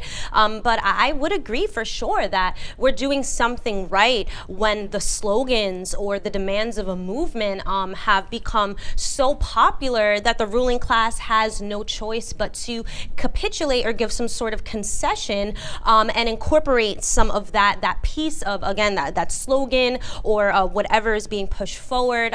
They have to take that on, right? They have no choice because people in the streets are demanding this or that. I think what's interesting about the whole movement, this uprising we've seen for Black lives these past few months, it's the killing of George Floyd. Of course, you know, the In the Streets work has slowed down a little bit, but we still see that from coast to coast, from every single level of government, of course, particularly the Democrats and anyone on the left is feeling that pressure to say Black Lives Matter, right? Of course, we see, you know, they're saying Black Lives Matter like we see in DC as people are being brutalized on Black Lives Matter Plaza. We see it here in New York City, in Chicago, everywhere. But the very fact that even the mainstream political establishment is forced to even use some of these slogans and demands of the movement, even of course when they have no intention of actually putting that forward, it really goes to show the power of grassroots movement building and the power of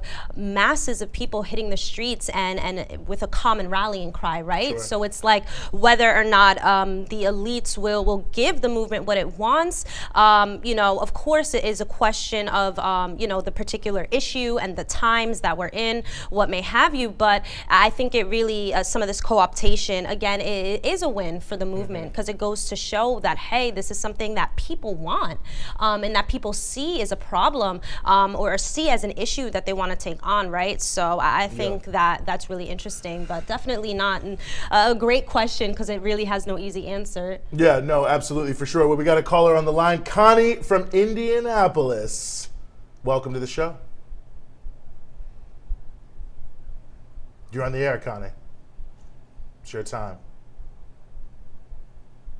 Okay, well, I guess we'll come back to Connie from Indianapolis. Great person. And I certainly can see what your question is here, which I think is certainly very relevant. I think there's a few other people on the line. I don't know if this is like some sort of you know, I don't even know, one of those telethons or whatever, you know, just keep calling. I can never even remember what any of these are anymore. You know, March of Dimes or whatever it may be that as it may. But yeah, no, I think you're making very good points. And I think that this is one of those issues. I mean, I think really the issue that we're in right now, I think in terms of where this country goes, I mean, I don't even know if there isn't, this movement can be quote unquote co-opted. I mean, my own feeling is that a lot of people have already seen through a lot of the problems that are existing with this. I mean, we mentioned it earlier in the show when we had Dr. Sharice Burton-Stelly and Jackie Lukman here, the issue of, you know, Detroit, Philadelphia, you know, the Black Belt in North Carolina, all these different places where fewer Black people voted. I mean, I think obviously we've seen the rise of radical movements in this country, of course, like defund the police, which was mentioned. And I think that many of these things that are put out here, people see what they are from the beginning, that they're half measures, that they're not the full thing, that many of them are just being ridiculously promoted in many levels. I think we may have Connie from Indianapolis on the line now. Connie, are you there? Hello. Can you hear me now? I think I can hear you. You're a little low, Hello? but I don't know if our listeners can hear you. Let me say one more thing to me, Connie. Hello. Yes. I can definitely hear you. Hear me I don't now? know. It's very low though, and so I'm not 100% sure if you can be 100% heard. But why don't you just go ahead and ask your question, because I got you here. I'll repeat it. Yeah. So basically, my question was, I was looking at this stream, like the Biden regime, all representation, no substance. basically, my question was about the New York Times said that like suburban areas, gentrified areas, moved so-called left a lot, and we know that Biden isn't exactly left or radical.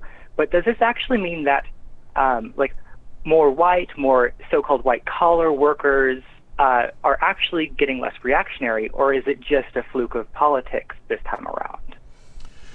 You know, that's a very, very good question. I mean, I think it, you know, it may mean a couple things. I mean, I think it does mean that some liberal forces, as it were, some white liberals have gotten more progressive, if you will. I mean, it seems relatively clear that since the rise of the movement for Black Lives, that there has been a increased shift in the number of, in fact, all white people who recognize that there is institutionalized racism in policing, in the broader criminal legal system, certainly in the prisons.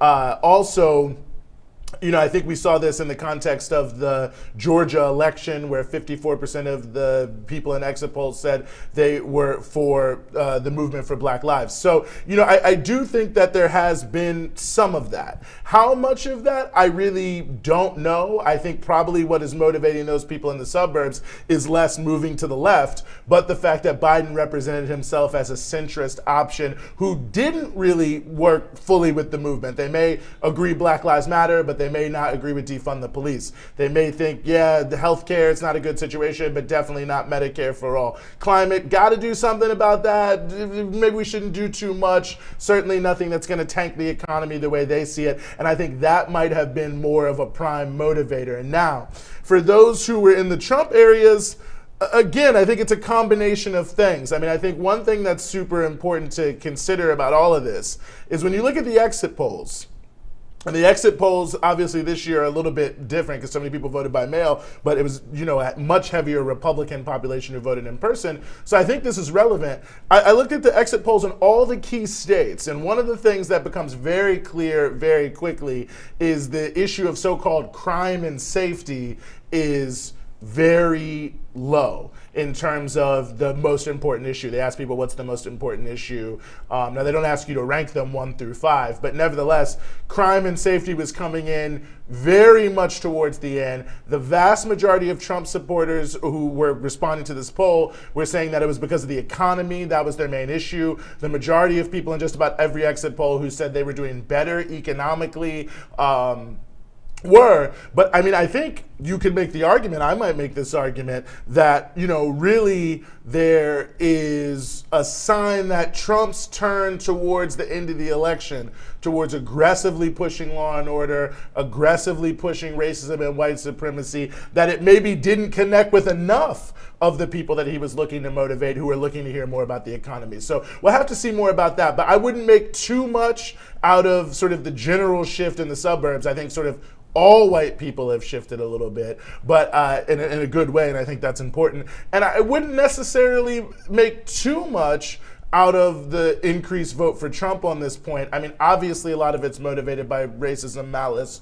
white supremacy, and hatred, but I do think there are, obviously, from, you know, looking at some of the polls, if more people said they supported Black Lives Matter in Georgia than voted for Joe Biden, that gives you some sense that there's there. So I think there's hope on a lot of different points. We've got a bunch of callers who are lined up here, so I just want to bring people in. We've got Kaylee from Cedar City, Utah. Okay, shout out Cedar City.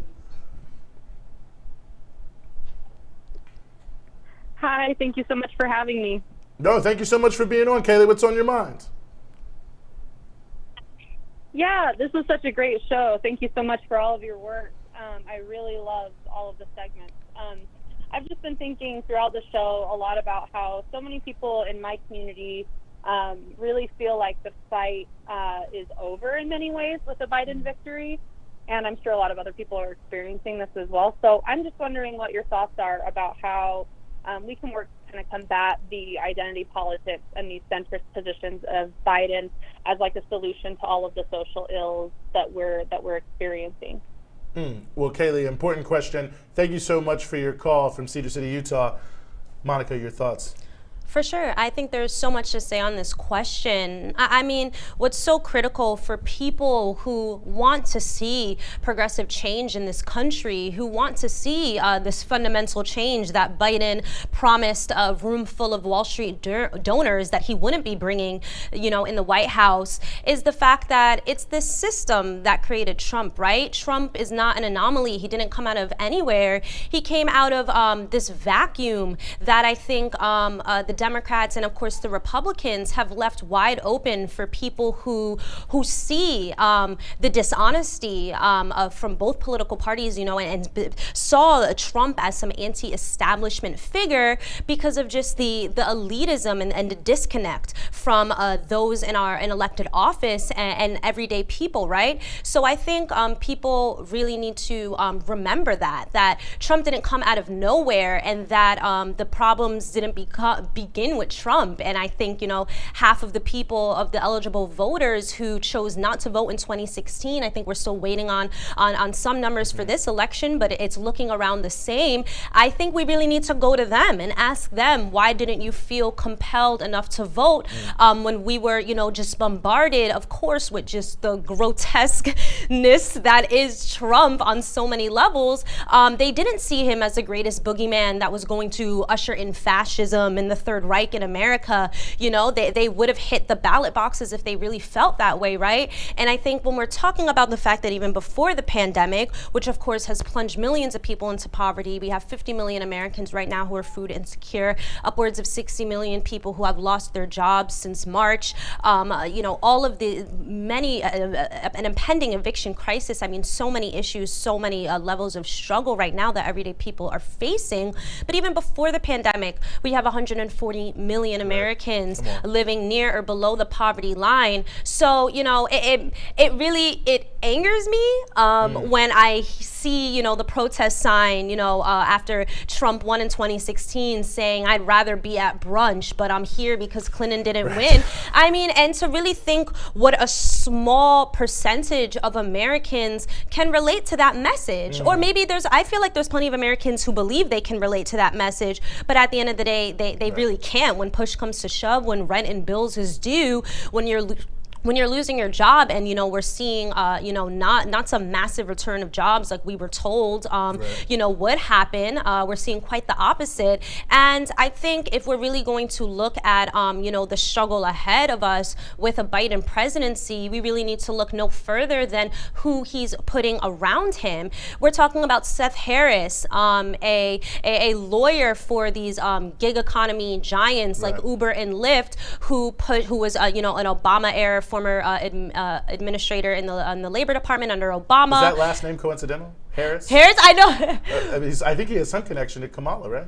No, I did look that up, Eugene. No, that's someone else, and I'm blanking on their name, but it was Kamala Harris's brother who was in this milieu with Seth Harris out in California, who pushed forward Proposition 22, which created this separate class of workers for gig workers, and, you know, completely just took away their gig workers' right to unionize, put some, you know, ridiculous policy in place. You know, we understand where Uber and Lyft drivers and DoorDash drivers, you know, they spend almost half of their time just waiting around, and now they're not going to get paid for those hours while they sit and wait for their passengers or wait for the food to be done for them to deliver it, what have you. You know, so we're talking about, you know, he's eyeing people like Susan Rice, talk about the identity politics and just the fallacies of that. A black woman who is responsible for the destruction of the most prosperous African nation, Libya, who pushed forward what Obama ended up calling the worst mistake of his administration, right?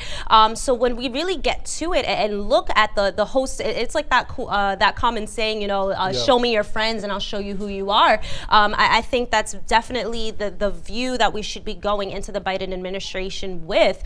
But I think a lot of these people, this back to brunch crowd, I mean, if you weren't struggling before Trump, you could possibly be struggling much more now. Maybe I shouldn't make that that generalization. But again, I think at the end of the day, working class and poor Americans, people who marginalized communities like the immigrant community, like the Black and Latino communities, you know, I think we wake up every day, we live this struggle, we see the many ways in which this system fails us. And even though, of course, there are millions of people who don't have necessarily a solid analysis and understanding, you know, to figure out who is my enemy, who is not, and, you know, what is the root of all this inequality that we see in this system, they still know that something's wrong. And many of them, as I said, still know that neither political parties are giving an answer to their problems, right? So I think that really is just what we need to be talking about. And we can't be fooled by this,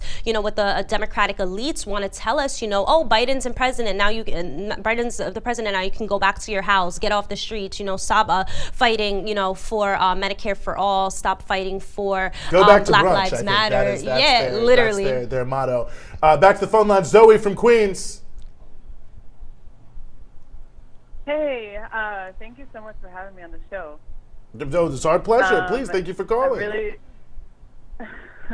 Yeah, it was a really, really amazing, you know, list of speakers. And I think something that really struck me was what Sharice and Jackie mentioned about kind of the need, this resurfacing or resurgence of the anti-imperial struggle. And I think when we're talking about the Joe Biden presidency or the incoming Joe Biden presidency, a really key question is his stance internationally. Vijay Prashad wrote an article this week about, will Biden keep the U.S. imposed Cold War rolling? And I mean, his conclusion was yes, because the posture that Biden has had against Cuba, Iran, Venezuela, and of course China is pretty aggressive, in line with, you know, of course, decades of U.S. foreign policy. So I'm just wondering, like, when thinking about resistance to the Joe Biden presidency, where does, you know, anti-imperialist resistance, where does this internationalist resistance kind of fit in, and what will be kind of the tasks at hand when we're, you know, moving towards a president who maybe is not going to be, you know, posting war threats on Twitter, but is, you know, just as big of a threat internationally? Yeah, no, I think it's a great point, Zoe. I think we have someone else on the line. I just want to get both calls in, then we'll swing back around here because we don't want to keep people waiting. We got Basil from Mississippi on the line here. Basil, you are on. What's going on? Oh, hello. Actually, ironically, I actually had the exact same question about what an anti-imperialist movement would look like under Biden presidency, because, you know, under Obama it was very much, you know, anti-war movement was not as active in response to his aggression against Syria and you know, troops staying in Afghanistan, etc. So I guess, yeah, I'm just asking, what would an anti-war movement look like under Biden, and do you think we could change our tactics? Like anti-imperialists we could change our tactics to appeal to more people, like even people who are very much for Biden. Yeah. Yeah, no, well, Basil, I appreciate the call. Zoe and Basil, great minds think alike, certainly at least the Breakthrough News followers, fans, and patrons, which you can become at patreon.com/breakthrough news. You know, it's an interesting question. I almost in some ways don't want to offer too much about what I think it will be like, but I think one thing that is very clear without a doubt is that there is going to be extraordinarily similar policies as it stands in terms of Trump to Biden, and honestly the continuity across the past 4 or 5 presidents is pretty consistent and pretty significant. I definitely think that one of the things that is important to recognize is that there will be a push to silence the anti-war movement. I mean, that's certainly what happened after Obama came in. There was a strong push, you know, certainly by many of those in Congress, to downgrade any issues that could be embarrassing to the president and to support him because, you know, he's the president of their party. We see that with Libya. Many of the same people who aggressively critiqued Iraq said nothing about Libya. I think the biggest difference in many ways is that there is the experience of what took place during the Obama administration, and many of us, myself included, who were involved in the anti-war movement during the Iraq days,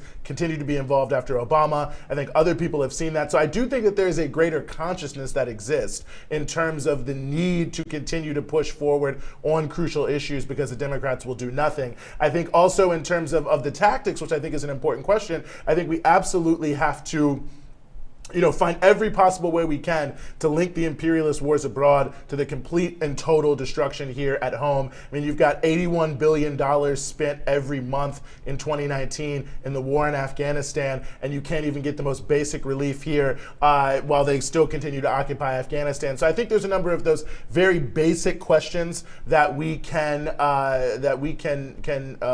start to hammer in about. But I think also we have to recognize that a big task will be really education in so many different levels. And I think dispelling some of the myths, especially around the issue of China, which was brought up by Zoe, which I think is absolutely crucial, because certainly the Bush administration push was an aggressive push on many different levels, but it wasn't necessarily a new Cold War and an attempt to divide the world into two camps and really ultimately to prevent any cooperation that could help humankind. And so I think clearly we're going to have to be focused very much on the issue of China and very much on the issue of preventing, or really very much on the issue of dispelling these myths. So that's just a little bit about that, but I know we've got some other callers on the line, so I don't necessarily want to say too much there. I do want to go to Philadelphia now. Norm is on the line from Philadelphia. Norm, what's on your mind? Hello, Eugene. Yes, sir. Go right ahead. Hi, you there? Yep. Hey, how you doing? You've actually interviewed my son, Lucas Kerner, from Venezuela Analysis, a number of times when he was in Venezuela. He's here in the States now.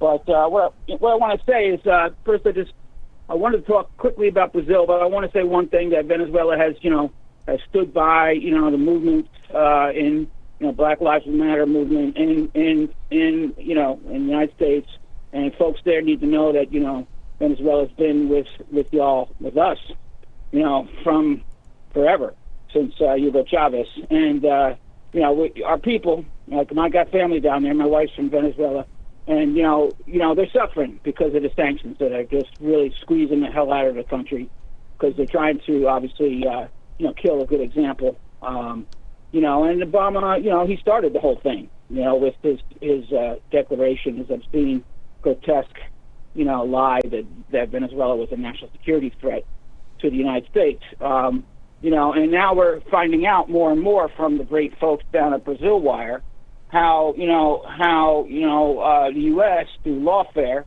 was able to not only, overthrow Rousseff in a parliamentary coup, but also the U.S., the FBI under Obama, under Holder, were instrumental in falsely accusing Lula and arresting and having him arrested so that he could not win the election. And this has had, huge consequences, as everyone knows, in Brazil with Bolsonaro having, won the election because Lula was in prison, and even from prison they prevented him from, doing a Eugene Debs repeat, right? And because he probably could have won from prison, So so now it's coming out more and more how much, that the FBI was intimately involved with framing Lula. And I think this story needs a lot more play because of how important Brazil is to South America and also to the future of the world. So I just, want to just put that out there, to folks to check out Brazil Wire, and of course check out Venezuela Analysis still down there in Venezuela, and Orinoco Tribune, Brother Jesus Rodriguez. And so, because those folks down there have been standing with us, and we need to stand with them and try to get the knee off the neck of those countries. Thank you. Yeah, well, Norm, I think that's extraordinarily well said. I think those are extraordinarily important points, and absolutely Brazil is super crucial on so many different levels. I mean, I'm in agreement with you. We may circle back and say a little bit more about Venezuela before we close the show. Got another caller on the line here, Sam, also from Cedar City. We're popping off in Utah today. That's what's up. Okay, so-called red state. 2 callers from Cedar City. Sam, you're on the line. What's going on? Hey, I just had a a question regarding the sort of voting breakdowns in this last election. Obviously, Joe Biden has won, but it seems like Trump has actually increased in his sort of broader demographics. And I'm wondering if the parties are going to realign seemingly along education levels, regardless of other concerns. It seems like if you have a college degree, you're culturally more sympathetic towards the Democrats as opposed to the Republicans. Do you guys see that as being the case? Is that a potential shift? And if so, how can it be stopped and sort of reversed towards a more material-based politics? Great question, Sam. I mean, I'll give you my 2-second answer. Not really 2 seconds, and certainly, Monica, you can jump in with your thoughts. I mean, my general view. I mean, I think it is true. There's no doubt that this sort of. I mean, the real big divide is between white people without a college degree and white people with a college degree, and that the vast majority of those, I know you know this, Sam, but for those who maybe are not familiar, the vast majority of white people without a college degree, it seems, in most states, were voting for Trump. Now, there's some interesting outliers there. Maine, for instance, where the majority of white women without a college degree, voted in favor of Biden. So I don't think it's universal. I think one thing that you also notice is, the more sort of in California, Biden wins a lot of the same categories. In Utah, where you are, or in Mississippi or Alabama, the richest people are also won by Trump. So I think that there can also be a little bit of a false dawn in the way that this plays out in terms of the electoral realities. And I think that false dawn is basically related on the fact that I don't know if why people are voting is actually correlated to the issue of the college degree. Now, I mean, there is certainly a school of political science that says that people with college degrees are less racist or whatever it may be, and maybe more turned off by Trump because of these things. I don't know how I feel about that. But I do think it may be actually overplayed. I think when you look at both coalitions, what you see, the role of the quote unquote middle class, the sort of middle income strata, is actually huge for both parties, and really is the center of gravity in many ways of the entire political system. And over the past about 40 years, more and more of the voters have become people more in the middle strata as opposed to lower income people. So I think what we're also seeing, and what maybe is more notable, is a general shift in politics towards the middle class, towards the sort of quote unquote upper class, ruling class elites in the country, and more working class people choosing not to vote and becoming a smaller share of the voters over time. And I do think that this is because the move away from any form of class politics in America, even in the crudest sense. And I think the best way to sort of push back against that is to build a strong working class movement. I don't know if you want to speak about that, Monica. We got a couple other people on the line here, but if you wanted to say something, feel free. Let's get these questions in. Let's go. Our first time doing it, and we're off strong. Absolutely. Pamela from Dallas, you were here. You were on the air. What's going on?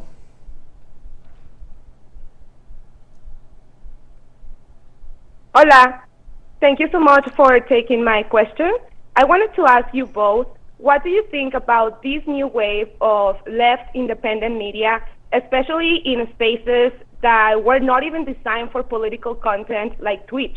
We now have seen these micro-influencers creating content in different formats that are more digestible for some people. It's like pretty much talking politics with your friends. So does this tell us that we have the potential to build a stronger left media? And if so, how to start building coalitions? Thank you for that question, Pamela. Monica. Yeah, I think that's a great question. And when we're talking about media and its influence on society on so many levels, of course, politically, as you speak to, culturally, understanding our history, all of this, I think it really is half of the battle when it comes to the hearts and minds of people, not just here in the US, but all across the country. I mean, all across the world, of course. And, we see, there's been so many, just just really funny, like just memes on the internet and stuff where like you see 3 or 4 different clips from different, let's CBS or CNN, affiliates across the country, literally saying word for word the exact same things. More and more people are recognizing the wide hole that is in our mainstream corporate media establishment here in the U.S. That we get, okay, Republicans in the right wing gets Fox News, the left, liberals and the Democrats get CNN and MSNBC and the New York Times and all of this, and we see the way that mainstream media just completely erases real progressive politics in the way that I think the election of Trump is such a great example of that. The thousands of hours of free airtime that they gave Trump. Meanwhile, the Sanders movement was surging, and they barely gave him any time to talk on. Meanwhile, he's doing so great in the polls, and we saw this kind of repeat itself in this election in 2020 as well. So I think it's so amazing and important to see that people are coming together and building their own independent media. I laughed at Twitch because I've been joking at the office, or not joking, but excited at the office about how my little brother, who is really into politics, who's a socialist, has started his own Twitch stream and has been doing that, using that as a way. He's playing games, but at the same time talking politics. And I think it just goes to show that when there's a will, there's a way. And we see the way that also the security state really just clamps down on progressive journalists and progressive media outlets, and an outlet like Mint Press News, shout out them being suppressed on Facebook. Other outlets like the Gray Zone experiencing the same thing. And even here at Breakthrough News, we've experienced it. We're posting something and we're like, why is the reach so small? We know we posted this at a prime time. It's something that a lot of people are talking about. We're using the right hashtags, whatever. But I think as we continue to see this sort of repression on left media and independent media, we're going to continue to see more and more of these independent outlets and leftist outlets pop up because our struggles, working class struggles, leftist politics, not just here in the US, but around the world, they need to be covered, and people are going to figure out a way to do it no matter what. So I think it is really amazing and important, and it just goes to show, I think, just how vapid and substanceless that so much of the corporate media that is shoved in our faces is nowadays. It feels like a joke sometimes, like watching the mainstream corporate media here compared to what we see in other countries. It just feels so like just devoid of any real material significance or any relevance to what millions of working class and poor people experience every single day. Indeed. I think the biggest challenge that we face, Pamela, is that we don't control these social media networks, and that introduces a lot of things. Back to the phones here. Buffalo, New York, Western New York in the house. RJ, you are on the line. Hey, this is RJ from Buffalo, organizer with Workers' World Party and Queen City Worker Center. Thank you so much for having me on. I really love the show, and just like you said in the last question, this is like an essential platform here. I just wanted to come on real quick and mention that I read an article today on NBC titled "Why Biden Should Pardon Trump and Why the Democrats Should Want Him to." And, I was reading this, and it was just basically talking about how, just like Nixon was pardoned, Democrats are going to have to pardon Trump in order to, allow the nation to heal. And to me, it just makes me think, how can the nation heal if you're just rubbing salt in the wound? And it's a special kind of disgusting to think that, NBC is publishing these articles to, urge Trump to pardon Biden while people like Mumia Abu-Jamal rot in prison. It's just really just shows the true nature of the system, in my opinion. And I just thought that was worth thinking about. So it really shows what kind of healing they want to do and who that healing's for. That's all I had to say.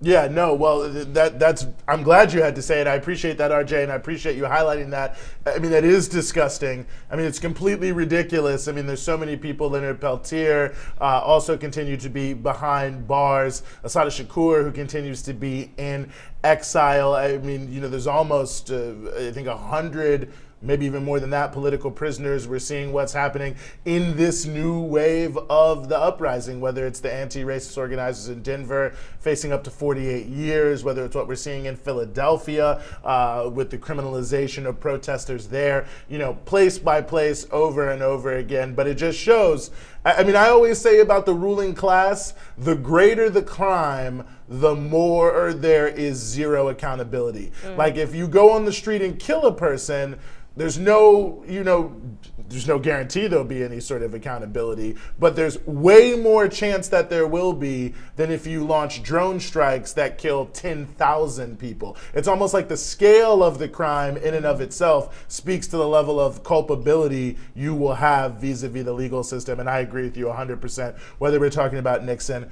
whether we're talking about Trump, that is consistent. Whether we're talking about the torturers who Obama let go, he said we have to turn the page, that is consistent, that the larger the crime, the more likely you will never be held accountable, at least when you're doing it in service of the ruling class. So I appreciate that question. I appreciate all the questions, all the calls, all the comments, certainly all of our guests that we have here tonight. We're going to bring Breakthrough Live to a close. Don't forget to subscribe to us on YouTube, follow us on Twitter, on Instagram, on Facebook. Go to patreon.com/Breakthrough News and become a patron. Listen to the Punch Out Monday through Friday, 5 p.m. Eastern Time. Check out On the Picket Line every single week, bringing you news from the world of labor and the world of work. That is going to do it for us here tonight on Breakthrough News. But as we always say, for my co-host Monica Cruz, for myself, Eugene Puryear,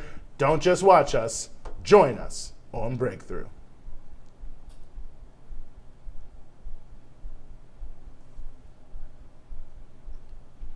This is our